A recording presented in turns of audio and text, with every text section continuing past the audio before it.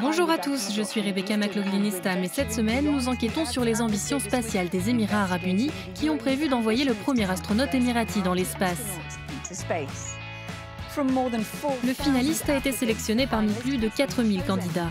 Restez avec nous pour en savoir plus sur lui et sur sa mission qui se déroulera dans 5 mois. Mais tout d'abord, intéressons-nous au programme spatial des Émirats qui va de la construction de nouveaux satellites d'observation terrestre à la création d'une colonie sur Mars. Pour l'aider avec ses projets, le pays a développé un réseau de partenaires internationaux. Un reportage à Paris de Jeremy Wilkes.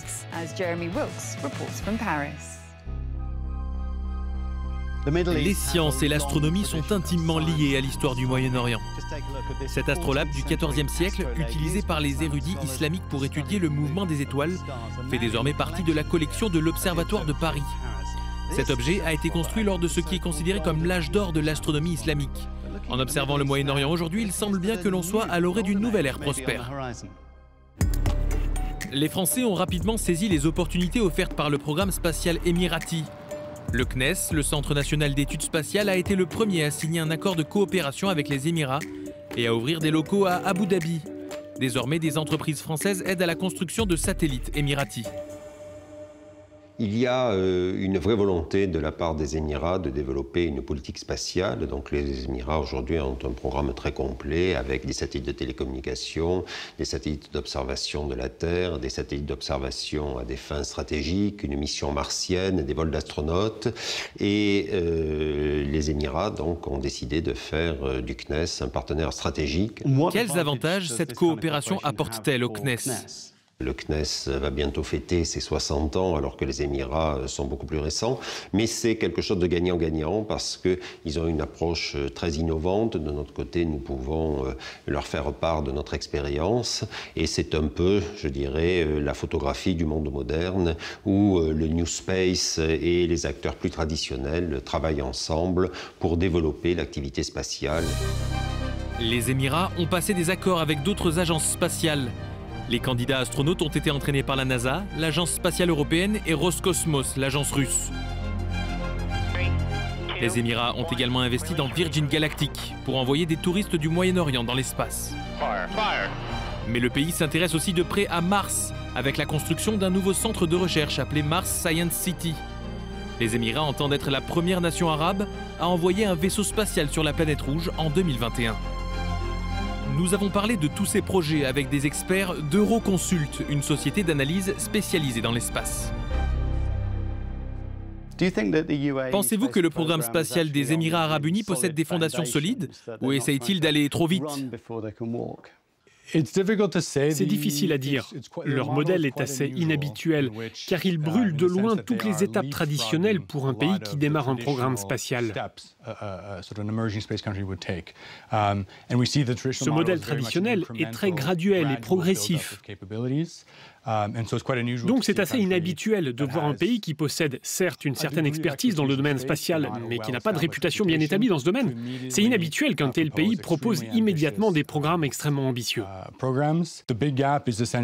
La grande question, c'est ce qui se passera après 2021, car pour le moment, le pays n'a pas annoncé d'étape ultérieure après les programmes à court terme qu'il a lancés.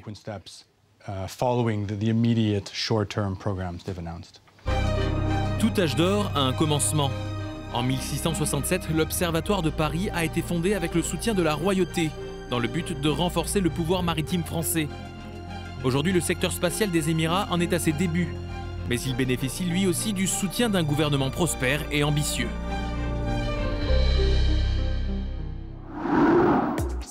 Le 25 septembre sera une journée historique pour les Émirats. Pour la première fois, un astronaute émirati sera envoyé dans l'espace pour une mission de 8 jours au sein de la Station spatiale internationale.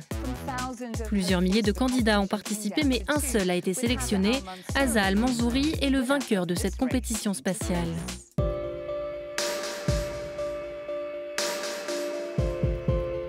Avant la fin de l'année, cet Émirati de 35 ans montera à bord de la fusée Soyouz, direction l'espace.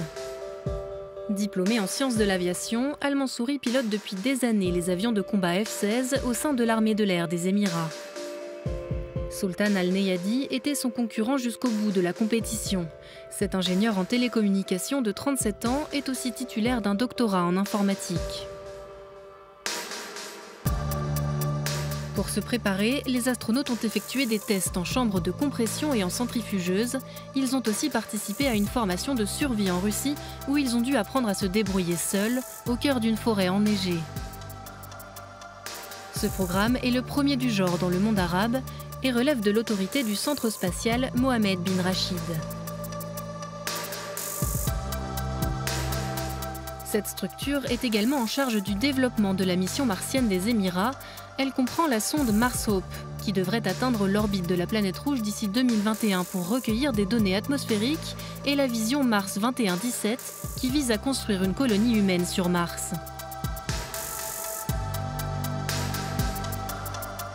Salem Al-Mahri fait partie du centre spatial. Pour lui, il est primordial de former plus d'étudiants dans ce secteur pour faire des Émirats un centre régional d'activité spatiale.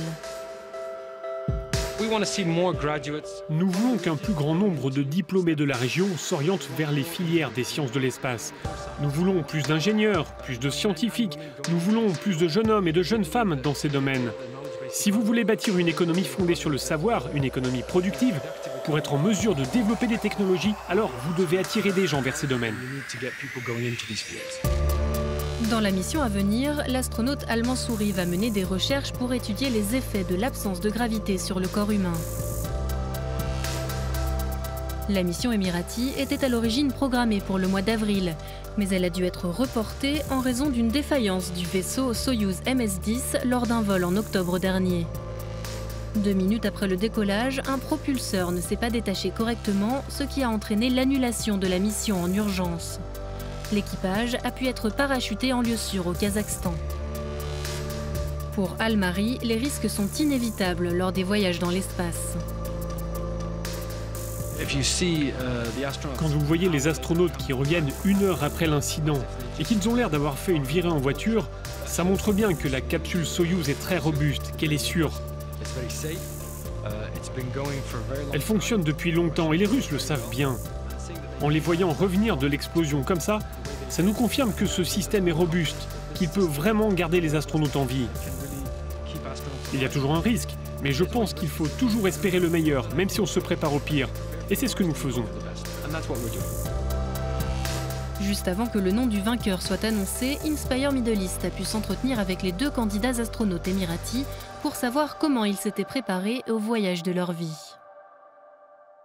Messieurs, c'est un plaisir de vous recevoir dans l'émission. Asa, je vais commencer par vous. Vous souhaitez tous les 2 être le premier Émirati à aller dans l'espace. Cela a-t-il affecté votre amitié?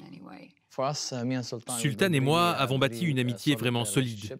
Et nous avons hâte que cette mission ait lieu, car c'est une mission nationale. Ce sera le tout premier ambassadeur à bord de la Station spatiale internationale originaire des Émirats, mais aussi de toute la région arabe.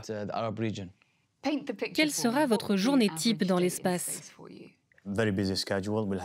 L'emploi du temps sera chargé avec de nombreuses expériences scientifiques.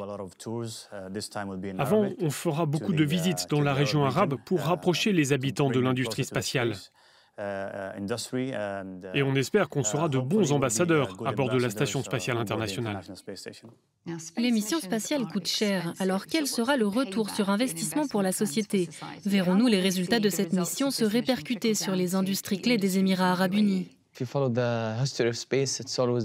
vous regardez l'histoire du secteur spatial, il y a toujours eu un retour sur investissement dans différentes régions, différents domaines, comme la médecine ou l'économie. Ici, aux Émirats arabes unis, nos leaders entendent créer une économie basée sur la connaissance et l'innovation. En connaissant mieux l'espace, il y aura des bénéfices pour les prochaines générations. Cela pourra nous apporter plus de scientifiques et plus de passion pour l'espace. À l'approche des résultats, votre régime physique et psychologique, vos entraînements se sont-ils intensifiés? On a toujours été prêts, mais plus on s'approchera du grand jour, plus nos entraînements avec l'équipe seront complexes.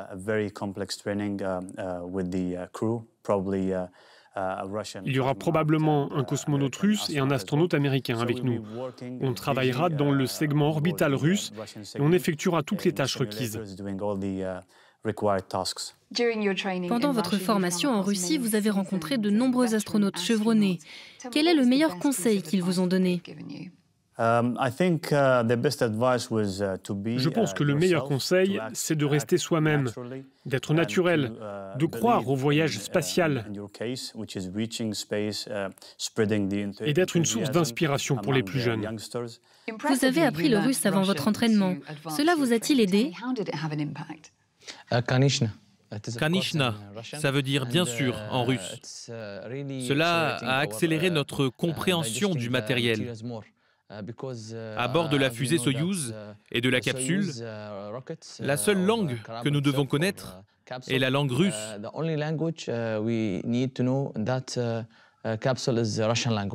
Car la liste des tâches, les procédures à suivre, et même tous les boutons sont en russe. Votre vie est en jeu, donc il n'y a pas d'autre choix. Je vous souhaite bonne chance. Merci beaucoup. Merci beaucoup. Merci beaucoup. Voilà, c'est la fin de l'émission. Merci d'avoir été avec nous et n'oubliez pas que vous pouvez retrouver tous nos épisodes en ligne sur euronews.com. Avant de vous quitter, voici notre tour hebdomadaire des réseaux sociaux. Saoud des Émirats Arabes Unis a posté cette photo de son bébé habillé comme un astronaute. Pour lui, les jeunes générations sont la clé pour un futur meilleur. Et cette photo de Diana, une ingénieure irakienne à bord d'un véhicule spatial. Elle espère que plus de jeunes du monde arabe se dirigeront vers des études liées à l'espace.